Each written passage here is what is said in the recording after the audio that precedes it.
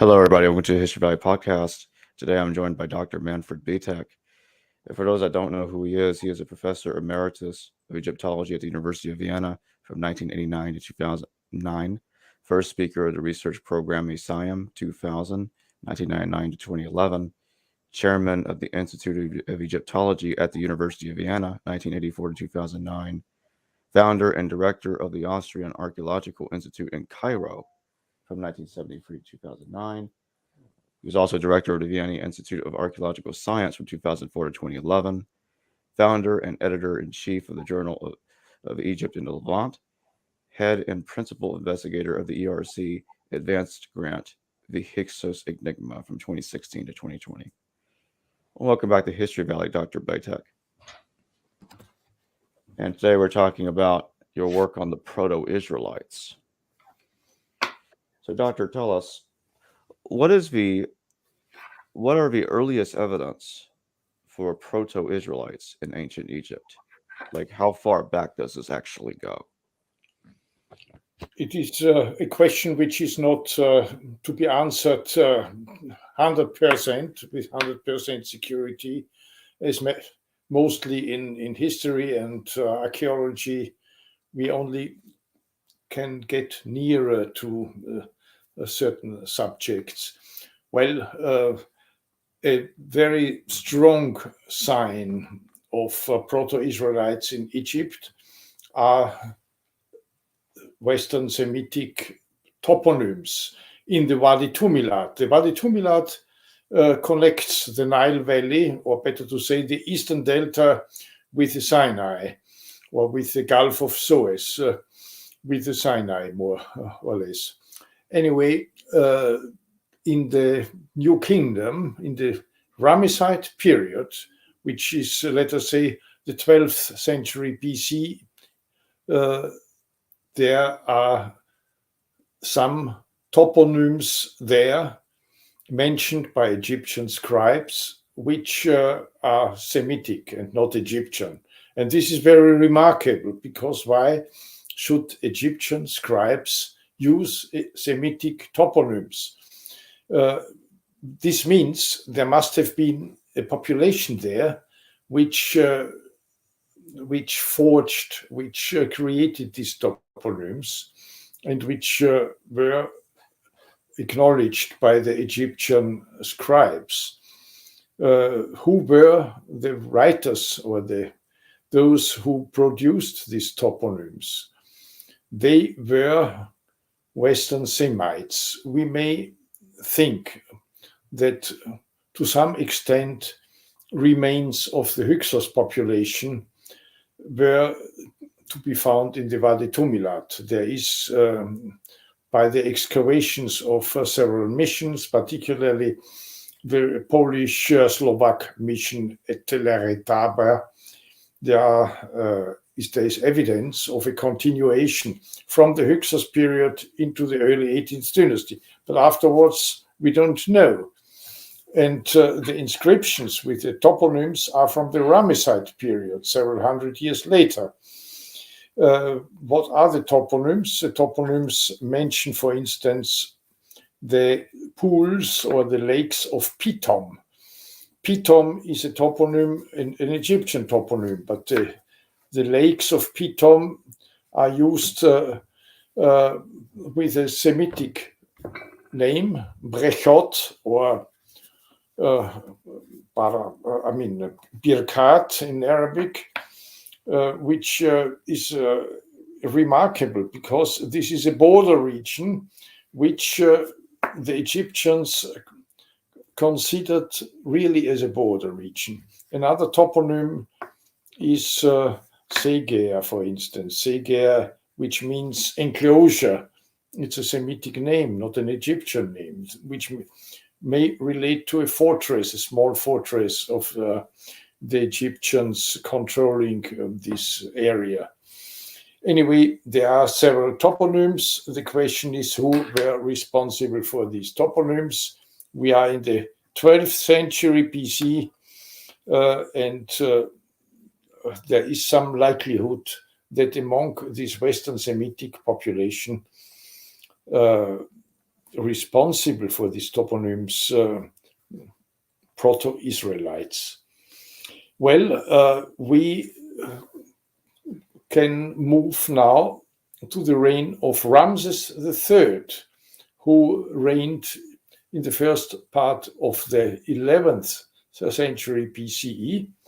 And Ramses III, according to the Papyrus Harris, made a raid, and also according to temple inscriptions, made a raid to Edom.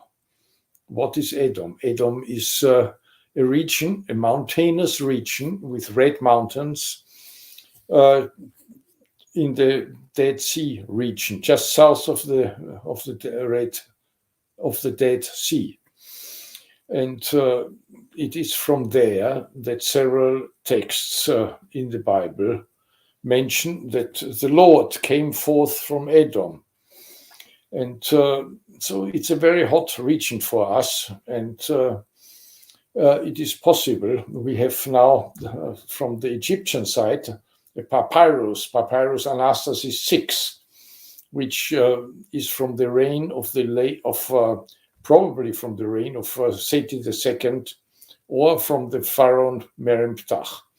And it dates late to the 12th century BCE. And this papyrus mentions, number one, a group of Shosu Bedouins from Edom, who were allowed by Egyptian frontier authorities to enter with their flocks into the Wadi Tumilat until the pools or the lakes of Pithom. And it is in this document that the expression brechot or birkabot was mentioned, a Western Semitic idiom. And this troop of Bedouins from Edom were allowed to proceed until the pools of brechot.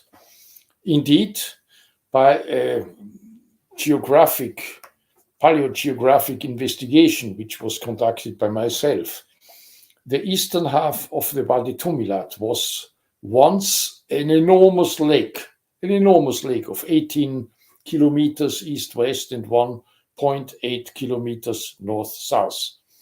And the fortress of Pithom, or the site of Pithom with a temple, was situated at el-Retabe, which was just east of this enormous lake. And why do we identify el-Retabe with Pithom? Pithom is mentioned in Egyptian texts and also later by Herodotus. But at that time, there was a temple of god Atum. Pithom means the house of Atum. It's a common type of temple name. And in this site, which was first excavated by Flinders Petrie, there were remains of a pylon of a temple showing Ramses II smiting Shosu Bedouins in front of the god Atum, who gave to Ramses II the scimitar, it's a sickle sword, to kill these enemies. So we can be secure that el-Retabe was Pithom and not el-Maskhuta. Other colleagues pleaded that it was el-Maskhuta who was Pithom, but el-Maskhuta was not in the times of the Ramesside period, was abandoned and was not in use. So what remains is the site of el-Retabe, where Petrie excavated remains of a temple of the Ramesside period.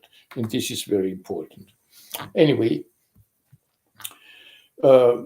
Another firm sign that Proto-Israelites were in Egypt in the Ramesside period is the temple of Aya and Horemheb in north of the big temple of Ramses III at Medinet Habu.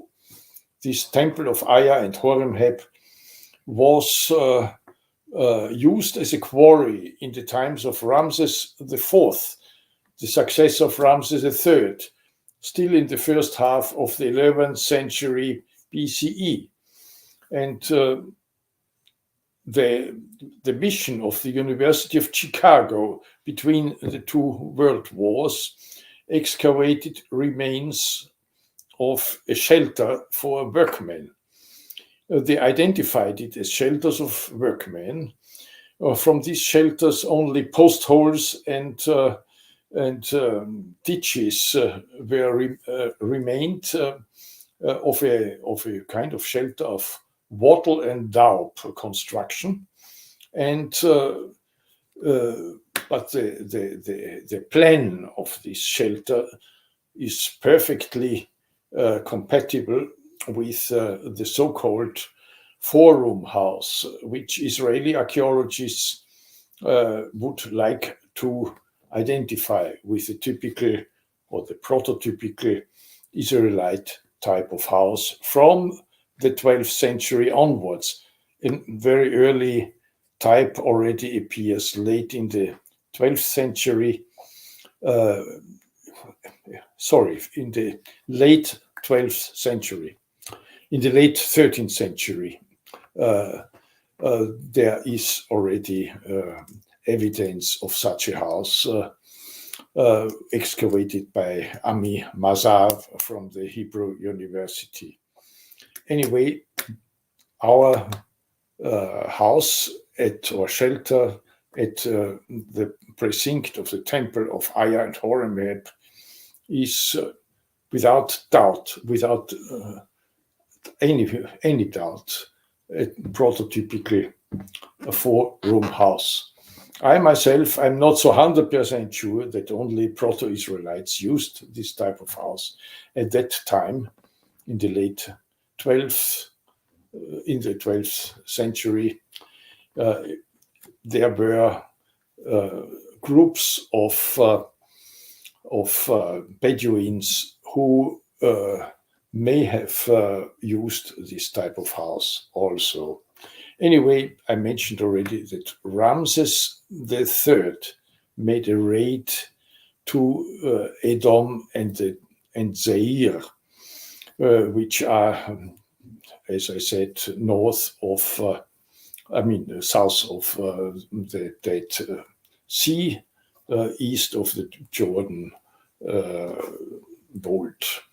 And it is a hot spot because the Bible mentions in at least three passages that the Lord came forth from there. So we may assume that maybe early cults of Yahweh originated from there. But all this is a little bit hazy, but it makes sense if we take all the evidence together. So the four-room house is present in Egypt precisely in the time when it appears also in Canaan.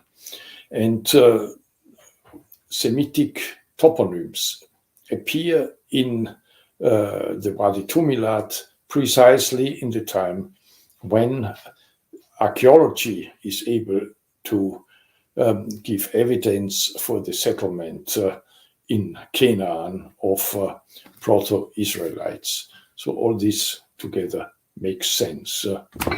Are there any questions about it? Was there any kind of exodus per se, Israelites or Semitic people leaving Egypt for some reason and going into Canaan? Was there anything like that that ever happened? Yeah, there are two scenarios which I proposed. The first scenario is the period of Ramses III, who fortified fortresses in the Wadi Tumilat, but also at other places. For instance, a fortress of him was found north of Suez.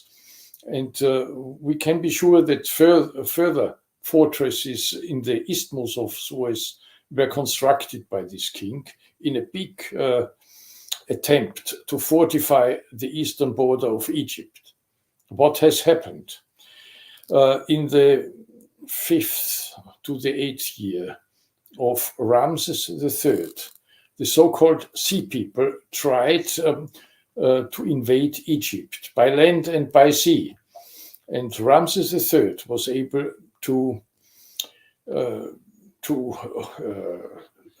oppose this attempt, but this happened on Egyptian soil.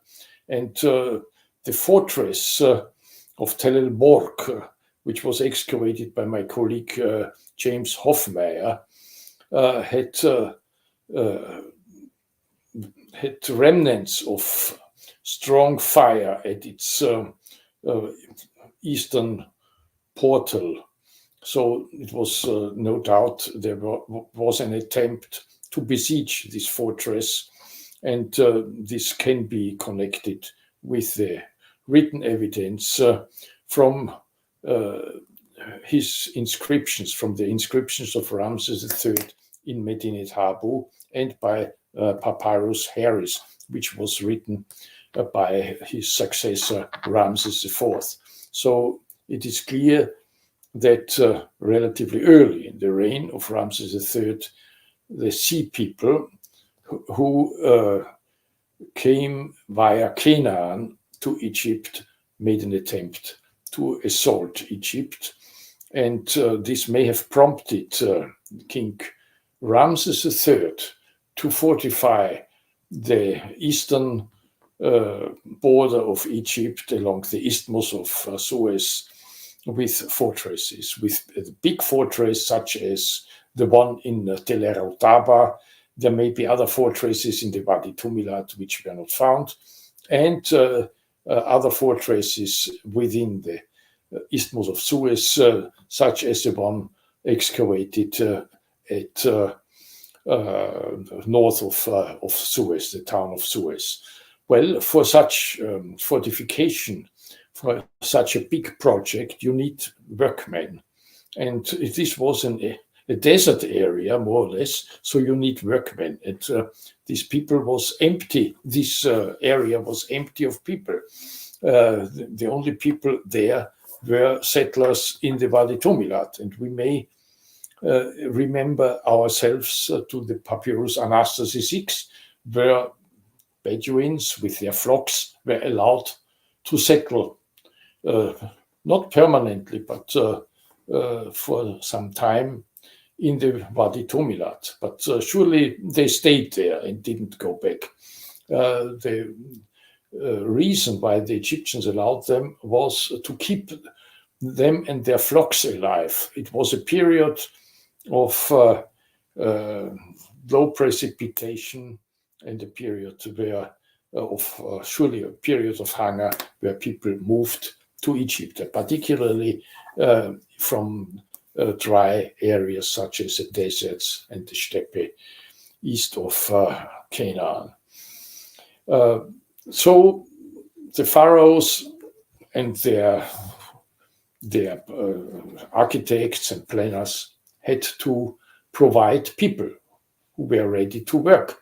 And the only people they could find were this population in the Wadi Tumilat and in other such border areas. And if you try today to convince Bedouins to work hard, to carry bricks and to do such works, or to produce mortar for the construction, they may refuse or may retreat. And this may have happened in the time of Ramses III. This is one scenario. There's another scenario. We go now, a little bit backwards in time. The first pharaoh, the father of Ramses III, was King Setnacht. Setnacht was a general, and he started the so-called 20th dynasty. He was a general, and he had at the beginning difficulties. He took his power in a kind of interim period when there were dynastic infights at the end of the 19th dynasty. And he had to face a remarkable opposition. And in his inscription, in the famous Setnachtstela, which was found in Aswan, in the Elephantine, he mentions foreigners among his enemies who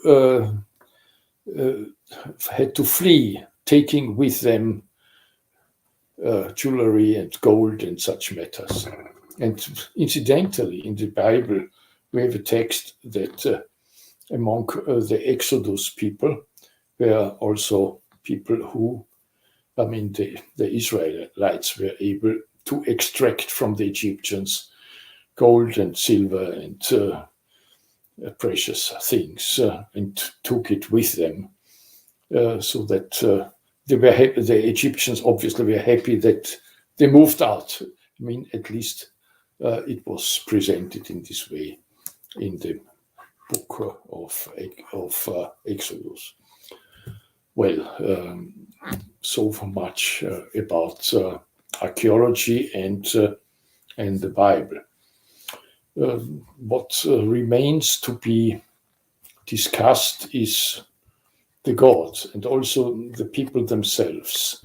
I think that at that time we have Shosu bedouins who tried already long before to invade Egypt or to encroach Egypt, to filter into Egypt. There were not the Proto-Israelites, but we may think that the Proto-Israelites were part of the Shosu Bedouins. And at that time, in the 19th dynasty and perhaps even in the 20th dynasty, the genesis, the ethnogenesis of the Proto-Israelites was not yet completed. We may envisage that the Israelites were a part of nomads, which were partly settled in Canaan already, partly still roaming around. We know from the so-called Israel stela of Meremptach, end of the 13th century. We know that Meremptach, obviously, while he was engaged in warfare with the Libyans on the western border of Egypt, many towns in Canaan tried to rebel against him, and he made a kind of campaign. And it's interesting that the toponyms he mentions, first Canaan, which may be the capital of the province Canaan at Gaza. Then he mentions Ashkelon, which is at the coast and north of Gaza. Then he mentions Gezer, which is a little bit northwards. And then he mentions Yenoam, which is may have been near the Gennesaret lake or the Tiberias lake. Anyway, and then he mentions, not with the toponym, but with the classifier of people, he mentions Israel.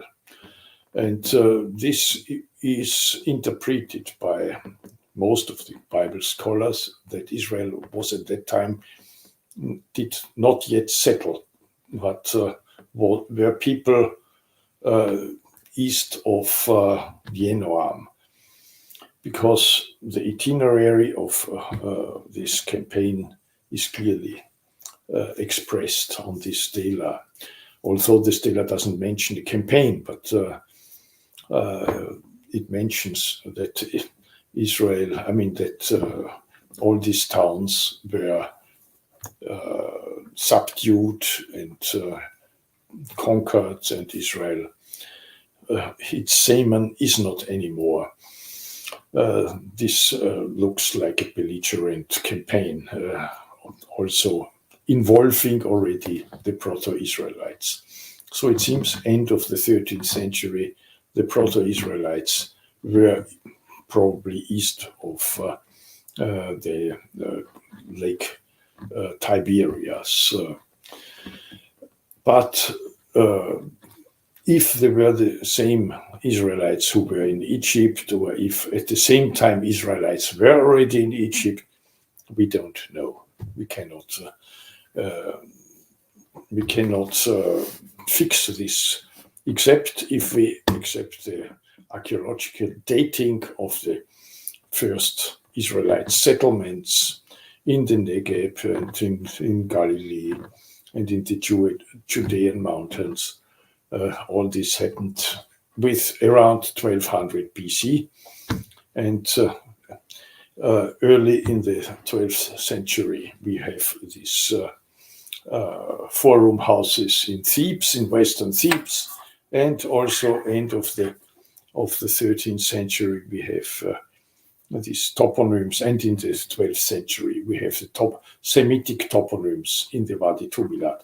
All this falls very well together, but we should not think that the Israelites which were in Egypt, they may have been only a very small group of the ethnogenesis of the early Israelites who made their way finally back to Canaan, and but there were other populations which later belonged to the Israelites who were already in the country.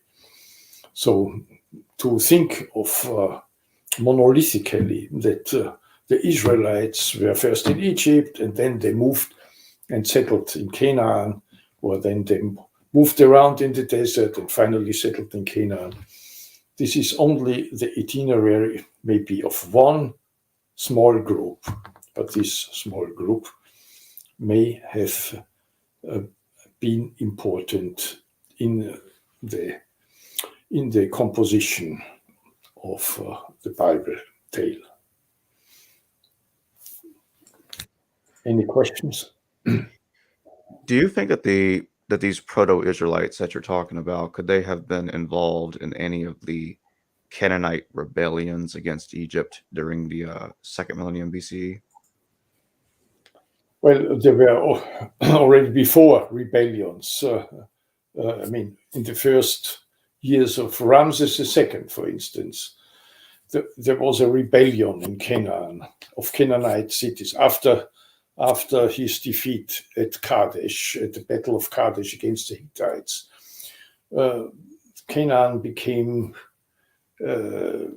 rebellious. He had to subdue many city-states after Kadesh. And already Seti the First, and we shouldn't forget already in the 18th dynasty, Thutmose the Third, after the Battle of Megiddo, which is in Canaan, had every year to come out with his army to so-called pacify this region.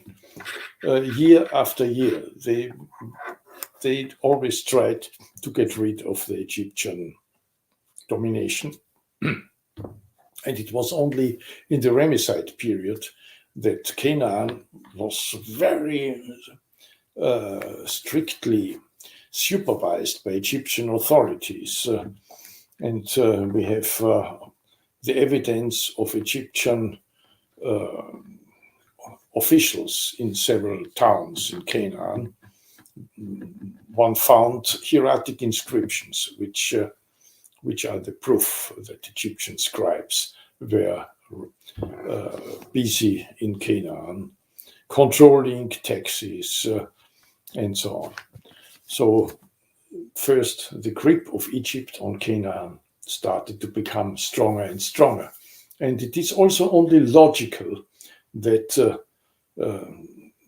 Proto-Israelites settling in Canaan, this was only possible after the collapse of Egyptian occupation of Canaan. The Bible doesn't mention any, after moving to Canaan, they don't mention that they met any Egyptians there. And all this speaks in favor that this settlement happened very late. It happened only after the invasion of the Sea People in Canaan, which happened in the 5th year of Ramses III, first part of the 12th century. And it was only, and Egypt lost most of Canaan under the foreign kings. The latest king who may have had a say in Canaan may have been Ramses VI, and afterwards, and already before, major parts of Canaan were not anymore under Egyptian control. We do have a question from someone in the audience. Yes, with pleasure. Constellation Pegasus, thank you for your super chat. So Israelites existed before the Exodus? If any says messed up, Israel existed before the Exodus. Yeah, as I said already, I don't think that the ethnogenesis of Israel was terminated, and we don't even know if there was one exodus or many exoduses. Professor Abraham Malamat, a very eminent historian from the Hebrew University, he pleaded, or he suggested, there were many exoduses, or at least several exoduses from Egypt, which were later in the tradition united into one major event. But there are indications that a group of Proto-Israelites settled near the capital of Egypt, Pi-Ramesse, the Ramses town, and another group settled near Pitom in the Wadi Tumilat. And those who know about the geography of the Eastern Delta and the Wadi Tumilat, it is very difficult to march, to communicate between Pi-Ramesse and Pitom, because in between were enormous swamps and overflow lakes. If you want to go to Pitom, you have to go from Pi-Ramesse along the Pelusiac branch of the Nile southwards, at least 40, 50 kilometers, and then you enter the Wadi Tumilat. You have to cross the Pelusiac branch of the Nile, or at least the side branch of it, and then you enter the Wadi Tumilat. It's surely not a day's march. I think there were two groups of Proto-Israelites settling at the eastern border of Egypt. As I said, one group at Ramses, near the Ramses town, and the other group in the Wadi Tumilat. And both were perhaps used, among other people, for building projects under Ramses III to fortify the eastern border of Egypt. Do you think that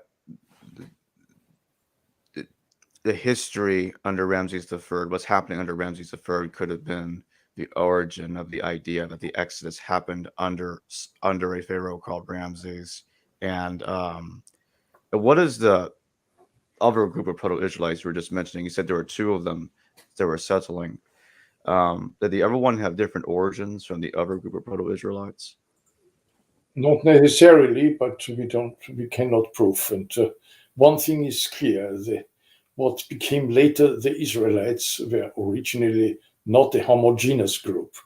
And after settlement in Canaan, of course, they incorporated also the Canaanites. The Canaanites were not killed altogether.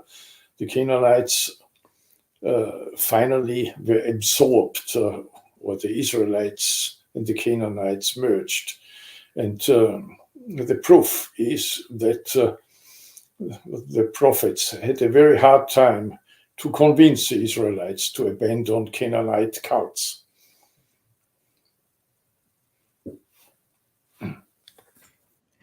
I want to go back to the question I was asking a moment ago about the Exodus under Ramses. Do you think what's happening under Ramses II and also Ramses III could have been the origin of the idea that the Exodus happened under Ramses? No, surely not. I don't think that under Ramses II. Firstly, it is very illogical that a group of people could leave Egypt in times when Egypt was very strong. And this was under Ramses II certainly the case. As I said, there are two scenarios where there was a weakness in Egypt among the in the Egyptian government. One was between the 19th and 20th dynasty. There were some years of an interregnum. And in this time, surely the border controls were lax or not existing anymore. And in this time, one could think that the group left Egypt because of oppression, because of we have evidence of xenophobia, and Setnacht in his inscriptions mentions controversies, political controversies, but also controversies which were settled by arms. So this was, one could imagine that the opponents of kings, of the later King Setnacht, at that time only General Setnacht, tried to win foreigners.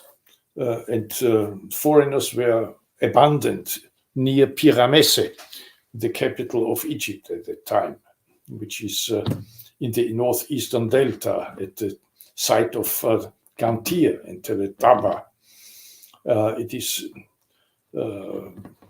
if they want to create a kind of army or troop against General Setnacht, they were obliged to recruit people from there. And this kind of opposition against Setnacht was crushed by the general, and he wrote that they were fleeing, they fled. His adversaries had to flee, taking with them or leaving behind money, jewelry, which were given to them by the Egyptians' opponents. And the other scenario, which is more suitable for the geography of the Wadi Tumilat, where fortresses had to be built or enlarged. The whole fortress of Tel el-Retabe was rebuilt completely under Ramses III. And as I said, you need people to work for such building projects. And I think this could have been a reason for these settlers in the Wadi Tumilat also to flee, to go away. And it were times of turbulences because Egypt had to face the sea people coming from the east, coming from Canaan.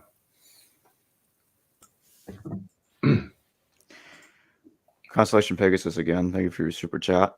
What did the Israelites have the Canaanites didn't to survive?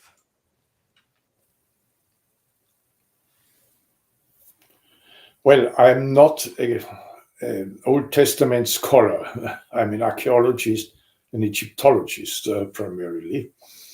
What I could contribute to that is, of course, the Israelites had a very strong ideology with their religion.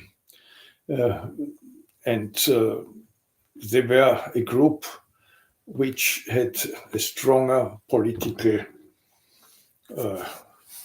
conviction, a stronger political and religious reason to gain Canaan. But one shouldn't overlook that still large parts of Canaan were, Canaanite city-states continued to survive the so-called settlement of the Israelites. The Israelites settled first in between these big towns, they conquered big towns, but not all big towns were conquered by the Israelites. And it seems very clear that very important towns, such as Megiddo and others, may have survived very long before they were absorbed by the Israelite so-called conquest. Do you think that these different events, these rebellions, what's happening under Ramses III, the perhaps multiple different exoduses that happened, do you think that all of these details could have contributed as source material for the Book of Exodus? Yes, I believe so. Even, the several exoduses which may have happened. There are scholars who say there was no exodus, and all this is only a story from the much later period, from the 6th and 5th century BCE. But I personally, as an Egyptologist, think we have evidence enough to make it highly likely that Proto-Israelites settled on Egyptian territory and were also enslaved by the Egyptians because, in sagas in ancestry sagas, normally you find deeds of glory which are remembered and credited, whereas the saga of Israel is a history of, or a story of enslavement, of hard labor. This is not a glorious event. And why should they write this if it didn't happen? I think the story by itself, at least in its principal features, is credible, especially for this reason. Otherwise, I would always be pessimistic about stories of glory and victories, and like Ramses II, who claimed a glorious victory at the Battle of Kadesh, and in reality it was a defeat because he had to leave the northern Syria afterwards, after his encounter with the Hittites. So the story of humbleness, of slavery, is a credible story. So now that you're saying that this is a credible story, do you think that there could have been someone like Moses that led those people out of there, or maybe even multiple someones during the multiple different exoduses? Each one had a leader, and Moses is based on those figures, something like that. Well, the name of Moses is an Egyptian name. It means Mesu, which is an abbreviation of a composite name, that this and this god is born. Jehuti Mesu is Thutmose III is born. Ra-Mesu, Ramses, is Re, the sun god Re is born. And So Mesu is a short form, and Moses got an Egypt practically, and was a carrier of an Egyptian name. He probably was considered as an Egyptian because of this name. He has not an Israelite or a Hebrew name. So one has to think that there was acculturation happened, that the ethnicities of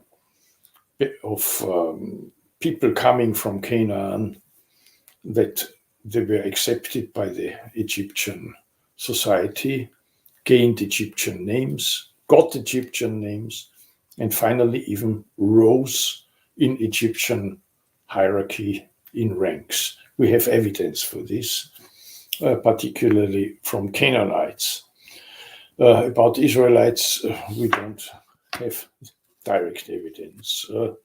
But the story of Joseph is, for instance, such a story. Of course, we have also from the late 19th dynasty and also from the Setnacht story, the still of Setnacht, we have evidence of so-called Syrians who rose into very high rank, to the rank of a vizier, or a position which is near the rank of a vizier. And there were Old Testament scholars who thought that these people may have been the prototypes of Moses. We have such somebody like this with the name Irzu, which is an Egyptian name, but he was somebody of Amuru, a Syrian. With Irzu means the man who made himself, so a self-made man. And such people existed, and they are the so-called prototypes for Joseph. And there were even Old Testament scholars who picked out such the two top officials in the time of the transition from the 19th to the 20th dynasty. They were identified by them as Moses. I think this is too audacious, but I would rather prefer to say they were the models of Moses, of the Moses story. Because surely the Proto-Israelites knew the political happenings in Egypt, and in the verbal tradition, such stories were more and more edited and became more and more elaborate, more and more concrete, and got some color. And thus, perhaps the Moses story was born. So when do you think this is all culminating? Like, when are the Proto-Israelites pretty much out of Egypt? And are we talking about like at the end of the second millennium BC, like maybe around 1000 BC, when we're getting to the start of the first millennium BC? What do things look like then? Well, at that time, the situation was more concrete. In the first century of the first millennium, you have already the kingdom of Israel. So, what is in between? Let us say the Exodus groups could be dated. Let us say, if one acknowledges there were exoduses, and I think there were reasons enough for such groups. This happened early in the 12th century. If under Setnacht or if under Ramses III, this is approximately the time of the Exodus. What happened in between has to be answered, number one, by archaeologists of the Iron Age, of the early Iron Age, and by Old Testament scholars or by historians of early Israel. And the state was not yet firm, so to say, was not yet very concrete. One could think of the settlement of tribes in the different parts of Canaan who gained political importance in this region, but there were also Canaanites living there all the time. And there were also Canaanite strongholds all the time in this in-between period. We have a question from Constellation Pegasus again. Thank you for your super chat. He says, what is this Sea of Reeds, Urban the Dead Sea Christianity, and the West Pigs in the Bible? This is a very complex question. The Sea of Reeds originates from an Egyptian toponym. Pa-Chufi is the papyrus waters, swamps, the papyrus swamps. It's a toponym at the eastern borderland of Egypt. It is mentioned in the onomasticon Amenope, which is a kind of onomasticon between the end of the 20th dynasty, beginning of the 21st dynasty. So late in the 11th century BCE, the Sea of Reeds and Suf, the Yam Suf is the Hebrew name, the Sea of Reeds, but surely Suf is not a Hebrew word, and I think it is a toponym which was taken over from Egypt. And it is, I can identify it with the so-called Balach lakes, which were much bigger in antiquity. They are south of what is today Gantara, the isthmus of Gantara. And later, only later, the Yam Suf was also identified with the Red Sea, but this is a secondary affair. The original Sea of Reeds, and also if you leave the Delta and want to gain the Sinai by a group of people leaving Egypt and wanting to avoid the Egyptian border control along the so-called Horus Road at the northern part of Sinai, you can only cross through the Sea of Reeds. And for sure, there were parts of the Sea of Reeds where you can walk. And surely there were passages through the reed. And all this may have created the idea of the sea, which was parted and stands at both sides, but in reality it was just a passage through a thick reed assemblage of such border lakes. And the Yam Suf is also mentioned together with the so-called She-Hor, the Horus Lake, in Ramesside among Ramesside toponyms, and they are mentioned together, She-Hor and Yam Suf. And the She-Hor was surely the long lake accompanying the Horus Road. So Yam Suf can only be south of it at what is today, well, what was in the 19th century, the Balach Lakes, which is dry today.